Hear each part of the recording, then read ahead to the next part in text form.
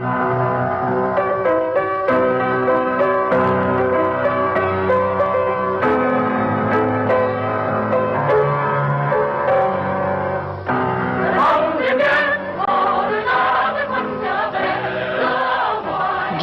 la victoire décisive de Dien Bien Phu, le Nord-Vietnam est un pays qui n'a encore ni désarmé, ni démobilisé.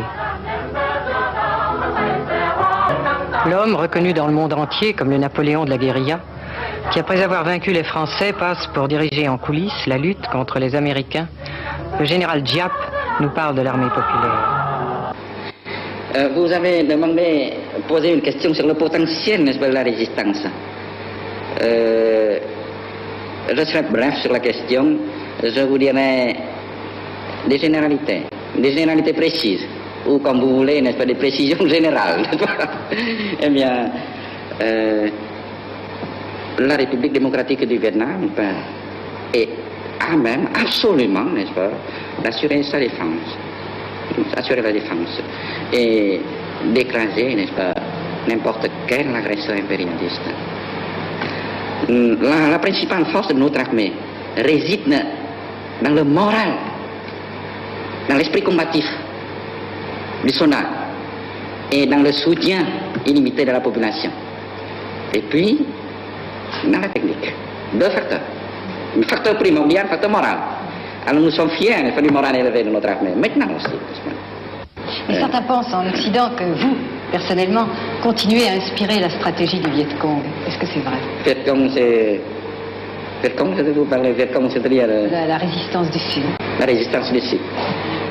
La résistance du Sud, n'est-ce pas, c'est la population du Sud, n'est-ce pas, qui mène la résistance, n'est-ce pas? Alors la population du Sud, n'est-ce pas, a l'expérience de 10 années de guerre contre le corps expéditionnaire français, n'est-ce pas? Alors maintenant même... certains journalistes français, n'est-ce pas, et certains hommes politiques français donnent des conseils aux Américains que ça ne sera jamais résolu par la voie de la guerre. Năm 1964, một nhóm phóng viên truyền hình Pháp đã quay trở lại Điện Biên Phủ và tìm gặp đại tướng Võ Nguyên Giáp. Điều mà họ quan tâm đặc biệt là sức mạnh của Việt Nam trong cuộc đối đầu với sức mạnh quân sự của Mỹ.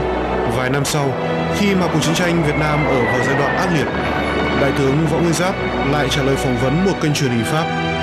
Lần này, niềm tin của ông vào chiến thắng còn được thể hiện mạnh mẽ hơn trước.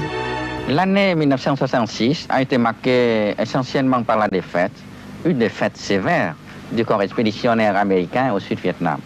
Dans cette guerre locale qu'ils sont obligés de mener pour sauver leur entreprise néocolonialiste de la débâcle, les États-Unis ont perdu le premier round. Ça a été pour eux une véritable surprise. Une surprise d'ordre stratégique. Aucun de leurs objectifs n'a été atteint.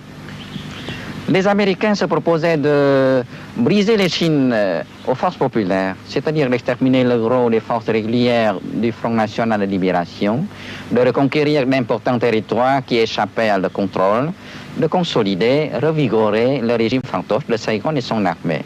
Eh bien, aucun de ces objectifs, absolument aucun, n'a été atteint. Par contre, les forces régulières du Front National de Libération se sont renforcées, les zones libérées se sont élargies, et la crise du régime de Saigon s'aggrave sans cesse. Quels sont les effets des bombardements contre le Nord? Là aussi, fiasco complet. Rien ne peut ébranler notre détermination à combattre l'agression et à aider nos frères du Sud le plus efficacement possible.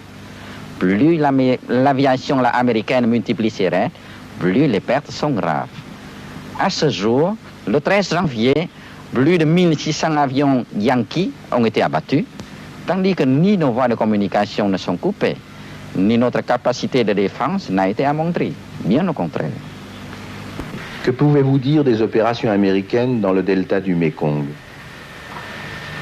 Ce fait met à nu une des contradictions les plus aiguës dans lesquelles se débat la stratégie américaine.